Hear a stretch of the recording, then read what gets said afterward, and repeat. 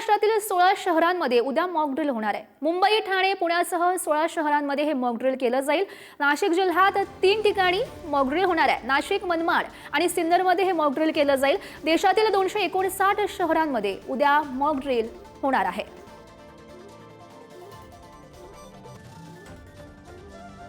तर नेमक्या कोणकोणत्या भागात हे मॉक ड्रिल केलं जाईल बघूयात ग्राफिक्सच्या माध्यमातून। यामध्ये मुंबई, ठाणे, पुणे, पिंपरी चिंचवड या भागांचा समावेश।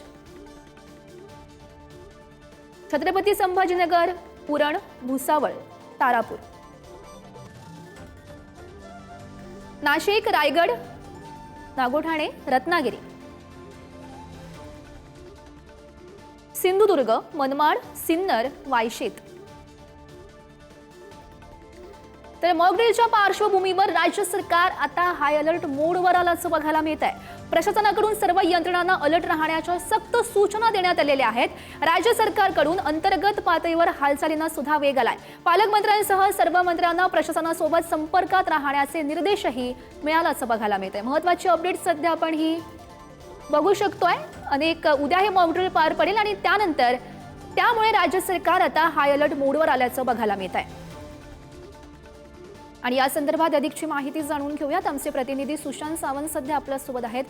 सुशांत, आपण बघू शकतोय उद्या मॉक ड्रिल होत आहे, त्या पार्श्वभूमीवर राज्य सरकार आता अलर्ट मोडवर आलेलं आहे, ऍक्शन मोडवर आलेलं आहे। नेमक्या कोणकोणत्या भागांचा खरं तर प्रामुख्याने यामध्ये समावेश आहे ज्यामध्ये हे मॉक ड्रिल केलं जाईल?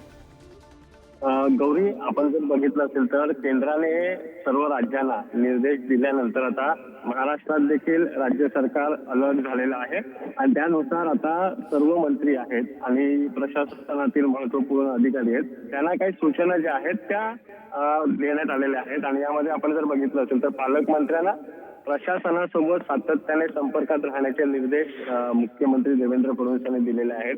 स्वतः मुख्यमंत्री देवेंद्र फडणवीस या संपूर्ण गोष्टीवर लक्ष ठेवून आहे। त्याचं मुख्य कारण असं आहे कारण ज्या पद्धतीने केंद्राने निर्देश दिलेले आहेत त्यानंतर आता सगळे राज्य जे आहेत ते ऍक्शन मोडवर आले।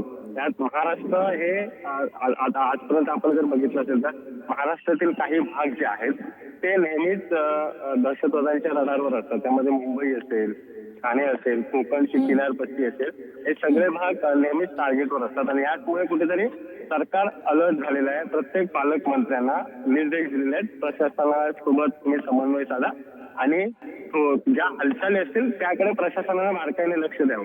त्यामुळे आपण जर बघितलं असेल तर यामध्ये जर पाहिलं असेल तर मुंबई असेल, उरण असेल, तारापूर असेल, ठाणा असेल, पुणे असेल, कोकण किनारपट्टीचा भाग असेल, रोहा, त्यानंतर सिंधुदुर्ग जिल्हा असेल, असे काही रायगड असेल, रत्नागिरी, सिंधुदुर्ग, औरंगाबाद, भुसावळ असे काही जिल्हे आहेत, त्या जिल्ह्यांना अलर्ट देण्यात आलेला आहे आणि त्या ठिकाणी प्रत्येक त्या जिल्ह्याच्या पालकमंत्र्यांना तसे निर्देश देखील देण्यात आलेले आहेत। गौरी, नक्कीच सुशांत, पंतप्रधान नरेंद्र मोदींनी सूचना केल्या त्यानंतर आता राज्य सरकार ऍक्शन मोडवर आल्याचं बघायला मिळते। सुशांत, धन्यवाद दिलेल्या सविस्तर माहितीसाठी।